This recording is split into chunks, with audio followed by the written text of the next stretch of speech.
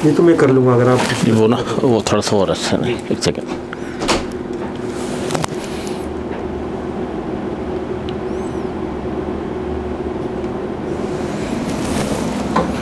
अब ठीक है।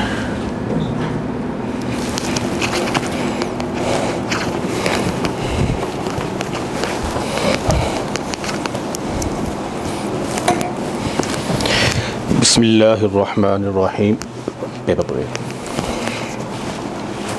पेपर ये वाला है। बिस्मिल्लाहिर्रहमानिर्रहीम। नहमदुहु व नुसल्ली व नुसल्लिमु अला रसूलिहिल करीम। अम्मा बाद फ़अऊज़ु बिल्लाहि मिनश शैतानिर रजीम। बिस्मिल्लाहिर्रहमानिर्रहीम। वल अस्र इन्नल इंसाना लफ़ी खुस्र इल्लल्लज़ीना आमनू व अमिलुस्सॉलिहाति व तवासौ बिल हक़्क़ व तवासौ बिस्सब्र। सदक़ल्लाहु मौलानल अज़ीम व बल्लग़ना रसूलुहुन नबियुल करीमुल अमीन।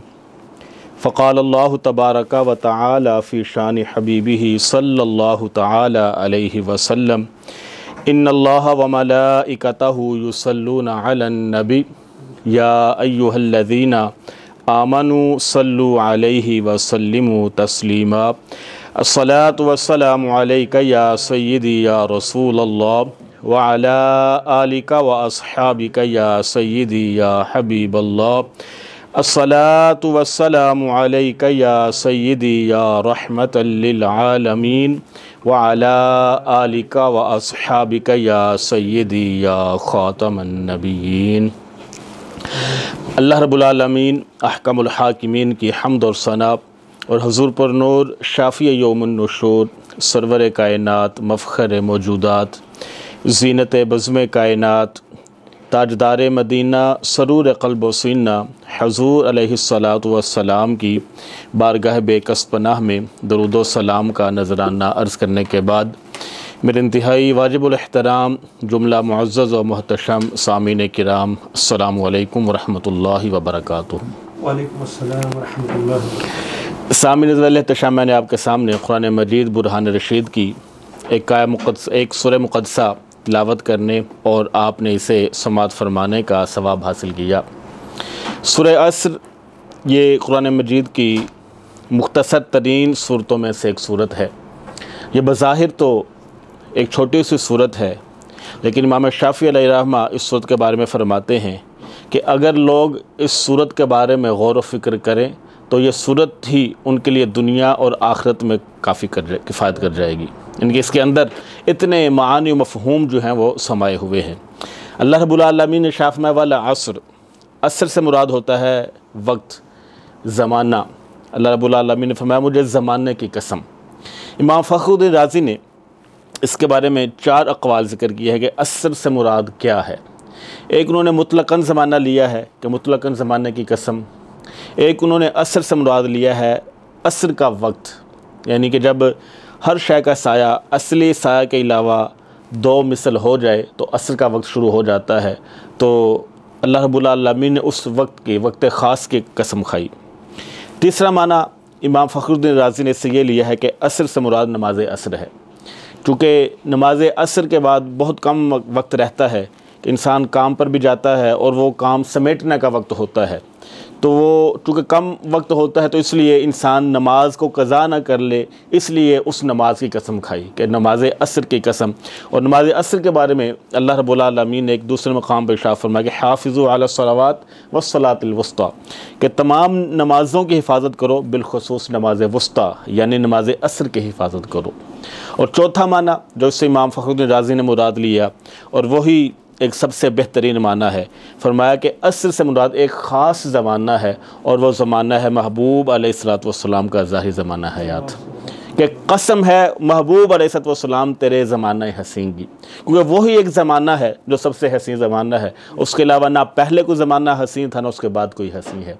तो फरमाया वाला असर ए महबूब तेरे ज़माना हसीन की कसम। और इस पर दलील दे इमाम फ़खरुद्दीन राज़ी ने फरमाया कि यहाँ पर इस सूरत पे अल्लाह रब्बुल आलमीन ने नबी करीम अलैहिस्सलाम के ज़मान की कसम खाई है, और सूरह बलद के अंदर अल्लाह रब्बुल आलमीन ने नबी करीम अलैहिस्सलाम के मकान की कसम खाई है। फरमाया ला उक़सिमु बिहाज़ल बलद, कि मुझे इस शहर की कसम, उस शहर की कसम क्यों खाई?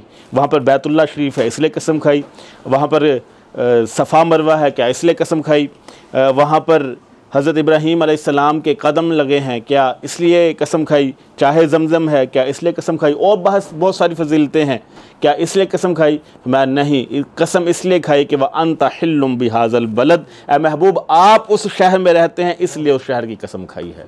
तो फरमाया ला उक़सिमु बिहाज़ल बलद व अंत हिल्लुम बिहाज़ल बलद, वल असर में ज़माना की कसम खाई, और सूरह बलद के अंदर अल्लाह रब्बुल आलमीन ने नबी करीम अलैहिस्सलाम के मकान की कसम खाई। और शेख अब्दुल हक मुहद्दिस देलवी अलैहि रहमत से किसी ने पूछा कि हुज़ूर क्या मक्का शरीफ अफजल है या मदीना शरीफ अफजल है? तो शेख अब्दुल हक मुहद्दिस देलवी जो कि मुहक्किक बिल इत्तफ़ाक़ हैं, वो कहने लगे कि जब हुज़ूर मक्का शरीफ में थे तो मक्का अफजल था, और जब हुज़ूर मदीना शरीफ तशरीफ़ ले गए तो मदीना शरीफ अफजल हो गया। कि एक बार वो जिधर से गुज़रे हैं नसीर, 1000 बार बहार उधर से गुज़री। तो जिधर जिधर करीम आका अलैहिस्सलाम तशरीफ़ लेते गए, शरफ़ मर्द भी साथ साथ चलता गया।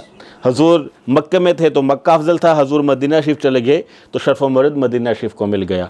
तो अल्लाह रब्बुल आलमीन ने कसम खाई वल असर, ए महबूब तेरे ज़माना हसीन की कसम, और सूरह बलद में कसम खाई ए महबूब तेरे मकान की कसम। और फिर आगे इरशाद फरमाया इन्नल इंसान लफ़ी खुस्र, कसम खा कर अल्लाह रब्बुल आलमीन ने फरमाया कि ए मेरे महबूब इंसान खसारे में है, कि इन्नल इंसान लफ़ी खुस्र, इंसान खसारे में है। अब इंसान अपना खसारा मानने के लिए तैयार नहीं। इंसान तो कहता है मैं हवाओं के दोष में उड़ता हूँ, इंसान तो कहता है कि मैंने समंदर की तह तक जाने का हुनर जान लिया।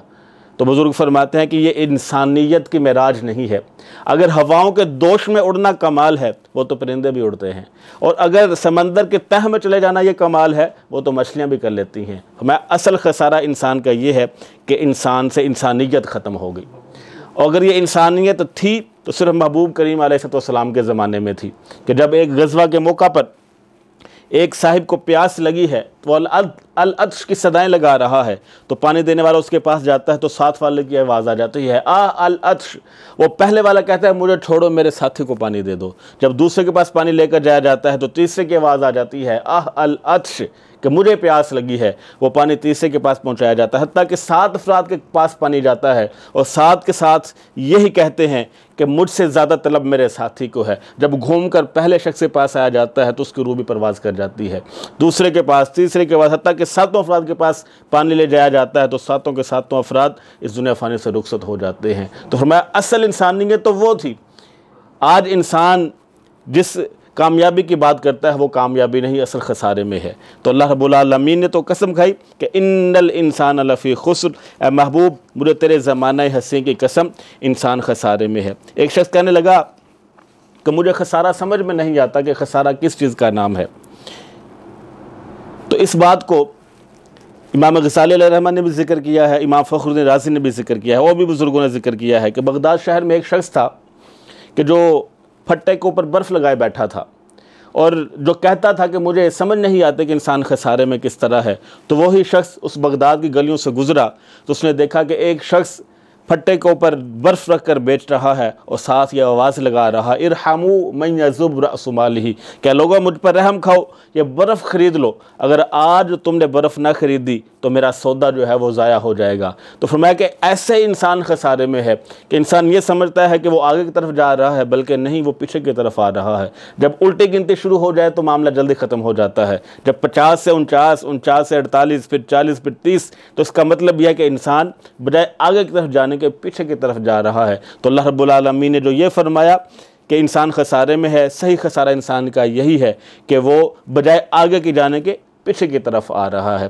फिर आगे अल्लाह रब्बुल आलमीन ने फरमाया खसारे से बचेगा कौन? फरमाया इल्लल्लज़ीना आमनू व आमिलुस सालिहात, कि वो जो ईमान लाए और अमाल सालिहा करे। सिर्फ ईमान भी कारगर साबित नहीं होगा और अमाल सालिहा भी सिर्फ कारगर साबित नहीं होंगे। ईमान किस चीज़ का नाम है?